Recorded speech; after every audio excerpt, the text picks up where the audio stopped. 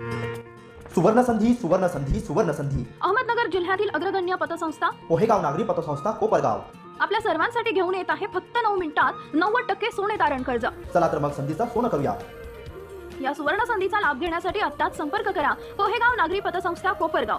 आमचा पत्ता गोदाम गल्ली भाजी मार्केट कोपरगाव जिल्हा अहमदनगर। संपर्क क्रमांक 02423 226923। कोपरगाव नगर परिषद प्रशासनाच्या निष्काळजी व बेजबाबदारपणामुळे सोमवारी सायंकाळी 7:30च्या सुमारास शहरातील हनुमाननगर भागात गटारीत पडून सचिन गहिनीनाथ गजर वय 36 वर्ष या युवकाचा मृत्यू झाला।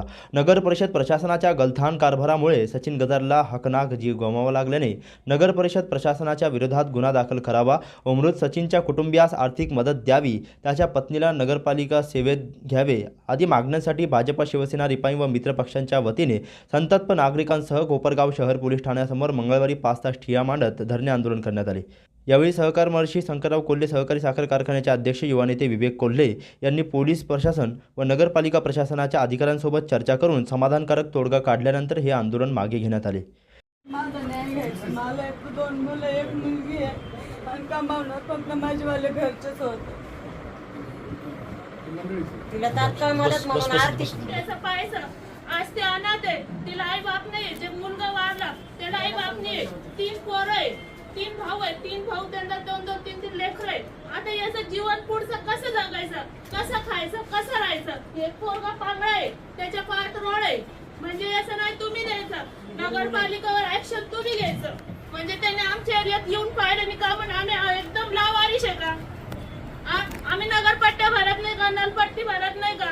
तुम्ही नलाला फुटी मारायला येतात। तसं आमच्या भागामध्ये आज माणूस होता तर ते सापडला, कधी लहान मुलगा असता तर ते सापडला असता का? म्हणजे त्या आई बापाने कुठे जीव ठेवायचा? याचं नाही आम्हाला विनंती करू नये, पण तुम्ही आम्हाला याचं नाही द्या। 3-3 हजार कोटीचे फ्लेक्स लागले, 3-3 हजार कोटीचे फ्लेक्स लागले, कुठे गेला मग हा विकास? आणि आम्हाला विचारता आमच्या काळात काय विकास झाला? सर्वात महत्त्वाचं त्या कुटुंबाला मदत भेटली पाहिजे नगरपालिकेकडून आणि त्यांच्या घरातला एक मुली का होईना लेडीज लागली पाहिजे।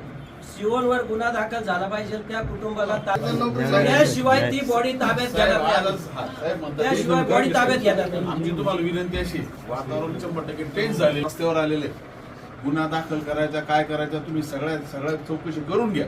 पण आमची विनंती अशी, आजच त्या महिलेला आमच्या भगिनीला डिलिव्हरीवर काय व्हायना, आम्हाला लेखी ऑर्डर झाल्याशिवाय आम्ही आज आमची करणारच नाही। जे खड्डे पडले आहे, स्ट्रीट लाईट रिपेअर करा, पावडर मारा। सीओना या गोष्टीकडे लक्ष द्यायला वेळ नाही। एक तर येतात 4:30-5 वाजता, दिवसभर कधी ऑफिसला नसतात। आतापर्यंत 3दा विकी भाईंनी स्वतः खुर्चीला हार घातलाय, 3 वेळा खुर्चीला हार घातला तरी कामकाजात बदल नाही। गोरगरिबाकडे पाहायला लक्ष नाही।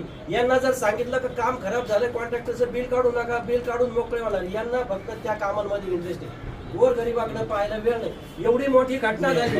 1 मिनिट साहेब, नगर चौकशी काय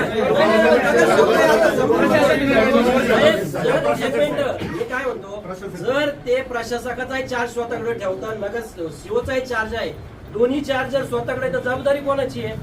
सर्वप्रथम सचिन गजर यांची काल रात्री दुर्दैवी अशी मृत्यू झाला।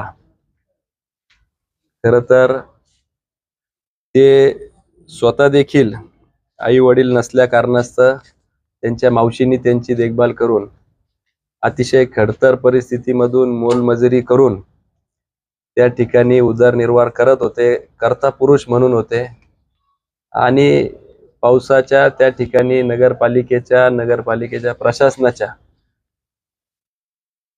दिरंगाईमुळे किंवा त्या ठिकाणी दुर्लक्ष झाल्यामुळे त्या ठिकाणी ती गटर उघडी राहिली। जवळपास 2 वर्षापूर्वी त्याचं टेंडर निघालेलं होतं, 6 महिन्यापूर्वी त्याची वर्क ऑर्डर दिली गेली आणि अजूनही ते काम झालेलं नव्हतं। आणि अशा परिस्थितीमध्ये तो युवक आपल्या कामावरून घरी जात असताना पावसा पाण्याचं त्या ठिकाणी त्या गटरीमध्ये पाय घसरून पडला आणि दुर्दैवी असा त्यांचा मृत्यू त्या ठिकाणी झाला। त्यांच्या पश्चात त्यांची मंडळी, 2 मुले, त्यातली एक अपंग आहे, 11 वर्षाची, 11वीत एक मुलगी आहे असा तो परिवार आहे आणि त्याच्यामुळे मोठा प्रश्न हा त्या कुटुंबावर आलेला होता आणि निश्चित त्या दुःखातून त्या कुटुंबाला सावरण्याची मदत परमेश्वर करो याकरता आम्ही त्यांची सांत्वनपर आमच्या सगळ्याच सहकाऱ्यांनी भेट घेतली आणि त्यांचं कुठंतरी पुढील आयुष्य कुठंतरी गेलेला माणूस येऊ शकत नाही, परंतु हातभार लागावं या हेतूने या ठिकाणी सगळ्याच पक्षाचे लोक, हा काही राजकारणाचा विषय नाही, शिवसेना, RPI, भाजप, काँग्रेस सगळ्याच पक्षाचे लोक त्या ठिकाणी उपस्थित होते आणि सगळ्यांनीच मिळून एक प्रशासनाकडं मागणी केली की आता जी घटना झाली ती दुर्दैवी आहे, त्याच्यानी तर परत व्यक्ती येणार नाही, परंतु अशा घटना भविष्यात होऊ नये याची दक्षता नगरपालिकेने घ्यावी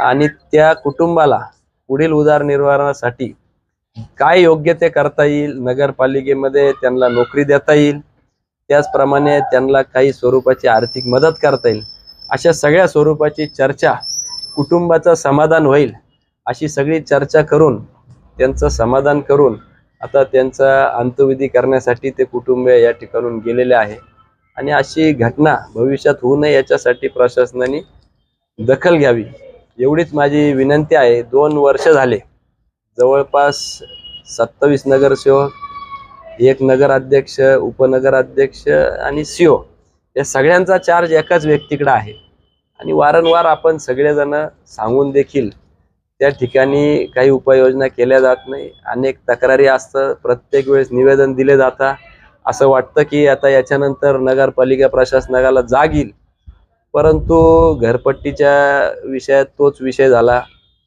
अगदी नंतर झालेले दुर्दैवी काही महिन्यांपूर्वी कुत्र्यांनी चावा घेतला होता, भटक्या कुत्र्यांनी, त्याच्यातही काही लोक जखमी झाले. त्याच्यानंतर मध्यंतरी गटारी तुंबल्या, मध्यंतरी रस्त्यांचे फार हाल झाले आणि अशा परिस्थितीमध्ये गणपतीच्या वेळेस सुद्धा लाइटिंगची व्यवस्था त्या ठिकाणी नव्हती आणि नेमकी प्रशासन असताना कुठलाही ठराव नाही, कुठलंही काही करावं लागत नाही, निर्णय घेणं, निर्णय प्रक्रिया सोपी होत असते, परंतु तरी देखील तेवढ्या तत्परतेने प्रशासन काम करत नाही हेच याच्यातून दिसून येतं आणि वारंवार आमची तीच मागणी असते की आपण सतर्क राहावं. किमान आता एका व्यक्तीचा जीव गमावलेला आहे, आता तरी नगरपालिका प्रशासनाने जागा होऊन योग्य त्या पद्धतीने इथून पुढे दक्षता घ्यावी एवढीच आमची या निमित्ताने विनंती राहील.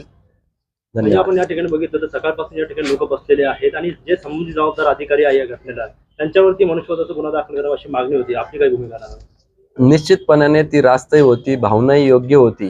जवळपास 5 ते 6 तास झाले या सगळ्या प्रकरणाला आणि सगळ्यांची भावना होती की त्या कुटुंबाला न्याय मिळावं आणि म्हणून प्रशासनाने कुटुंबियाशी चर्चा करून योग्य तो तोडगा काढून त्यांच्या भवितव्याच्या दृष्टीने, त्या मुलांच्या भवितव्याच्या दृष्टीने, अपंग असलेल्या त्या मुलाच्या भवितव्याच्या दृष्टीने योग्य तो निर्णय घेतलेला आहे आणि योग्य ती कारवाई त्या कॉन्ट्रॅक्टरवर, ठेकेदारावर करू असं आश्वासन दिल्यानंतर त्याच्यात तोडगा निघालेला आहे. संबंधित कुटुंबाला संजीवनी उद्योग समूह असेल किंवा संजीवनी युवा प्रतिष्ठानच्या माध्यमातून काही मदत होईल का? निश्चितपणाने आम्ही त्यांना सर्वतोपरी मदत करण्याचं आश्वासन खरं तर सकाळीच दिलेलं होतं. अगदी अंत्यविधीपासून सगळ्याच पुढं त्या उदरनिर्वाहाच्या दृष्टीने सुद्धा जी काय हातभार लावता येईल ती सगळी तयारी आम्ही संजीवनी युवा प्रतिष्ठान आणि उद्योग समूहाच्या वतीने दर्शवलेली आहे आणि अशा प्रसंग कोणाच्याही आयुष्यात येऊ नये एवढीच या निमित्ताने प्रशासनाला विनंती. अशी इथून पुढे घटना कोपरगावात होऊ नये हीच या निमित्ताने विनंती.